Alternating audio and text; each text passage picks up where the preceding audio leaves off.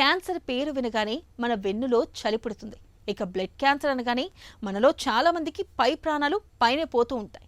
Blood క్యాన్సర్లో myeloma అనేది ఈ కోవలోకే వస్తుంది. మన ఒంట్లో సైనికుల్లాంటి తెల్ల రక్త కణాల ఉత్పత్తి గాడి తప్పినప్పుడు ప్లాస్మా కణాల్లో ఈ ప్రాణాంతక క్యాన్సర్ పురుడు పోసుకుంటూ ఉంటుంది. నిర్లక్ష్యం చేస్తే ప్రాణాపాయానికి దారితీసే మైలోమా క్యాన్సర్ గురించిన పూర్తి వివరాల్ని డాక్టర్ని అడిగి ఇప్పుడు తెలుసుకుందాం.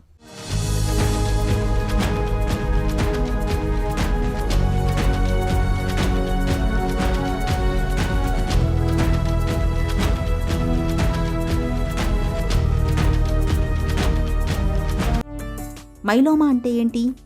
మైలోమా అనేది ఒక క్యాన్సర్. బోన్ మ్యారోలో ఉండే సెల్స్, ప్లాస్మా సెల్స్ అని కొన్ని సెల్స్ ఉంటాయి. ఆ సెల్స్ నార్మల్గా ఏం చేస్తాయి, అందరికీ ఉంటాయి. ఒక 4-5% ఆఫ్ ప్లాస్మా సెల్స్ ఉంటాయి. కాకపోతే హెల్దీ ప్లాస్మా సెల్స్ ఉంటాయి. ఇవి ఏం చేస్తాయంటే మనకి యాంటీబాడీ ఉత్పత్తి చేస్తాయి. మనకు ఒక ఇన్ఫెక్షన్ వచ్చినప్పుడు దాన్ని, ఇప్పుడు మెమరీ ఉంటుంది, నెక్స్ట్ టైం దాన్ని ఫైట్ చేయడానికి బాడీలో కొన్ని యాంటీబాడీస్ తయారవుతూ ఉంటాయి కొత్త ఇన్ఫెక్షన్లు రాకుండా. అలాంటి సెల్స్ అబ్నార్మల్గా తయారయ్యి ఈ యాంటీబాడీ అబ్నార్మల్ ప్రోటీన్ ప్రొడ్యూస్ చేస్తూ ఉంటుంది. దాన్ని ఎం ప్రోటీన్ అంటాం. ఈ సెల్స్ బాగా ఎక్కువ ఉత్పత్తి అయితే బోన్ మ్యారోలో ప్లేస్ లేకుండా మిగతా సెల్స్ని డీవియేట్ చేయటము, రక్తం తగ్గటము, ప్లేట్లెట్స్ తగ్గటము, ఆర్ యాంటీబాడీస్ తయారు చేయటం లేదు కాబట్టి ఎక్కువ ఇన్ఫెక్షన్స్ రావటము, ఆర్ ఈ సెల్స్ బోన్స్లోకి వెళ్ళి ఎఫెక్ట్ చేయటం. సో మైలోమా వల్ల మల్టిపుల్ ప్రాబ్లమ్స్ రావచ్చు. బ్లడ్ కౌంట్స్ తగ్గటమే కాకుండా, ఇన్ఫెక్షన్స్ కాకుండా బోన్స్, మల్టిపుల్ బోన్ లీజన్స్ వస్తాయి. అందుకే దీన్ని మల్టిపుల్ మైలోమా అంటారు. మైలోమా క్యాన్సర్కు కారణాలేంటి? Most of the blood related cancers కారణాలు ఉండవు. ఇవి ఎట్లా వస్తాయి అంటే ఒక జన్యుపరంగా కొన్ని మార్పులు వస్తాయి బాడీలో. ఆ మార్పు ఒక్కసారి కాదు, దీన్ని డబుల్ హిట్ థియరీ అంటారు. ఒకసారి వస్తుంది, కొంచెం చేంజెస్ వస్తాయి, మళ్ళీ ఇంకొకసారి ఇంకొన్ని చేంజెస్ వస్తాయి. అవన్నీ యాడ్ అయిపోయి మల్టిపుల్ మైలోమా వస్తుంది. ఈ చేంజెస్ ఎందుకు వస్తాయి అంటే సమ్ వైరస్ వచ్చి చేంజ్ అయ్యవచ్చు, ఆర్ దానంతట అదే కూడా చేంజ్ అవ్వచ్చు. So this is called double hit hypothesis. Genetic mutations వచ్చి అట్లా వస్తుంది. మైలోమా లక్షణాలు ఎలా ఉంటాయి? మైలోమా పేషెంట్స్ ఎట్లా మన దగ్గరకు వస్తారు అంటే, పేషెంట్స్ సివియర్ బ్యాక్ పెయిన్, ఏదో బాగాలేదు అని బ్లడ్ టెస్ట్ చేస్తారు. బ్లడ్ టెస్ట్ చేసినప్పుడు రక్తహీనత, హిమోగ్లోబిన్ తక్కువ ఉంటుంది. ఇంకొక బ్లడ్ టెస్ట్ ఈఎస్ఆర్ అని ఉంటుంది. ఈ హిమోగ్లోబిన్ తక్కువ ఉండి ఈఎస్ఆర్ ఎక్కువ ఉంటే ఎనీబడి కొంచెం ఒక 55 దాటిన వాళ్ళందరికీ మైలోమాని రూల్ అవుట్ చేయాలి. దాన్ని ఎట్లా చేస్తాము అంటే, మనము లివర్ టెస్ట్ చేసినప్పుడు దాంట్లో ప్రోటీన్, టోటల్ ప్రోటీన్ అని, ఆల్బుమిన్ అని, గ్లోబులిన్ అని ఉంటాయి. దాంట్లో టోటల్ ప్రోటీన్ ఎక్కువ ఉంటాం, గ్లోబులిన్ ఎక్కువ ఉంటాం, ఈఎస్ఆర్ ఎక్కువ ఉంటాం. ఇవన్నీ ఒక సైన్స్ అనమాట, మనకి ఏదో ప్రాసెస్ అవుతుంది అని. సో ఏ స్పెసిఫిక్ టెస్ట్తో మనం మైలోమా కన్ఫర్మ్ చేస్తాము అంటే, ఒక 2 టెస్ట్లు ఉన్నాయి. సీరం ప్రోటీన్ ఎలక్ట్రోఫోరెసిస్ అని, దాంట్లో ఎం ప్రోటీన్ అని ఒకటి తెలుస్తుంది, దట్ ఈస్ అబ్నార్మల్ ప్రోటీన్. ఇంకొకటి light chains, kappa and lambda light chains అంటారు. సో ఈ 2 బ్లడ్ టెస్ట్ మైలోమా సస్పెక్ట్ చేసినప్పుడు, anybody back pain, anaemia, kidney failure ఉండి ఇట్లాంటివి ఉన్నప్పుడు మనము స్పెసిఫిక్ ఆ 2 బ్లడ్ టెస్ట్ చేస్తే మనకి కొంతవరకు ఐడియా వస్తుంది. అది వచ్చినాక మనం 100% కన్ఫర్మ్ చేయాలి. ఎట్లా అంటే, దీంట్లో పాజిటివిటీ ఉంది, ఎక్కువ సస్పెషన్ ఉందంటే వెంటనే మనం బోన్ మ్యారో టెస్ట్ చేయడం జరుగుతుంది. అది 100% కన్ఫర్మేషన్. అండ్ ఇంకొకటి పెట్ సిటీ స్కాన్ చేస్తాము, దాంట్లో ఎక్కడెక్కడ లీజన్స్ ఉన్నాయి. It's a kind of staging investigation. మైలోమాను ఎలా నిర్ధారించుకుంటారు? సో మైలోమాని సస్పెక్ట్ చేసినాక ఇన్వెస్టిగేషన్స్లో పార్ట్ వచ్చేసి మనం standard investigations like CBC, liver test, kidney test, ఇవన్నీ ఈఎస్ఆర్ చేసిన. కాల్షియం లెవెల్స్ అనేవి చాలా ఇంపార్టెంట్. కొంతమందికి చాలా ఎక్కువ కాల్షియంతో వస్తారు. ఇంకొకటి సీరం ప్రోటీన్ ఎలక్ట్రోఫోరెసిస్ అని, సీరం ఫ్రీ లైట్ చైన్స్, ఇవన్నీ ఒక సెట్ ఆఫ్ బ్లడ్ టెస్ట్.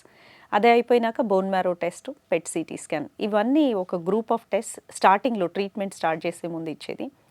ఒకసారి ట్రీట్మెంట్ స్టార్ట్ చేసినాక మనం ఎవ్రీ వీక్ కీమో ఇస్తుంటాం కదా, మనకి ఎట్లా తెలుస్తుంది ట్రీట్మెంట్ పనిచేస్తుందా లేదా అంటే, విదిన్ 2 వీక్సే మనకి కిడ్నీ ప్రాబ్లం ఉంటే ఇంప్రూవ్ అవ్వటము, లేదు ఈ ప్రోటీన్స్ ఉంటే అవి తక్కువ అవ్వటము, ఈఎస్ఆర్ తక్కువ అవ్వటము, రక్తహీనత ఉన్న వాళ్ళకి రక్తం పెరగటము, ఇవన్నీ ఫస్ట్ 1 మంత్లోనే మనకు తెలిసిపోతూ ఉంటుంది.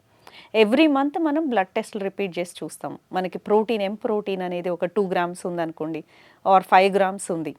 నెక్స్ట్ 1 మంత్ తర్వాత ఎంత ఉంది, అది 50% తగ్గిందా, 60% తగ్గిందా, అది మనకి మైలోమా రెస్పాన్స్ క్రైటీరియా కింద ఉంటుంది. చాలాసార్లు కీమోథెరపీలు ఇచ్చినప్పుడు ఫస్ట్ 2 సైకిల్స్లోనే పేషెంట్స్కి 85 to 90% రెస్పాన్స్ వస్తుంది. మల్టిపుల్ మైలోమా అనేది క్యూరబుల్ క్యాన్సర్ కాదు. ఇది ట్రీటబుల్ క్యాన్సర్, అంటే మనం ట్రీట్మెంట్ ఇచ్చినప్పుడు పోతుంది, మళ్ళా తర్వాత ఎప్పుడో వస్తుంది. సో అందువల్ల డెప్త్ ఆఫ్ ద రెస్పాన్స్ అనేది చాలా ఇంపార్టెంట్. సో బాగా తక్కువ లెవెల్లోకి వెళ్ళే వరకు ట్రీట్మెంట్ కంటిన్యూ చేయాలి. మైలోమాకు చికిత్స ఎలా ఉంటుంది? మల్టిపుల్ మైలోమా పేషెంట్ ఒకళ్ళు డయాగ్నోస్ అయినాక first line of standard therapy chemotherapy.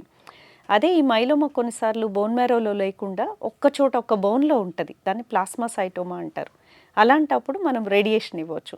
But multiple myeloma multiple సైట్స్లో ఉంది, లేదు బోన్ మ్యారోలో ఉంది, లేదు బ్లడ్లో ప్రోటీన్ ఉంది, అలాంటి టైంలో radiation is not an option. Multiple బోన్స్లో ఉండొచ్చు, సివియర్ బోన్ పెయిన్తో ప్రజెంట్ అవుతారు కొన్నిసార్లు మైలోమా పేషెంట్స్. అలాంటప్పుడు స్టీరాయిడ్ స్టార్ట్ చేయగానే ఫస్ట్ 48 అవర్స్లో ఆ పెయిన్ తగ్గిపోతుంది.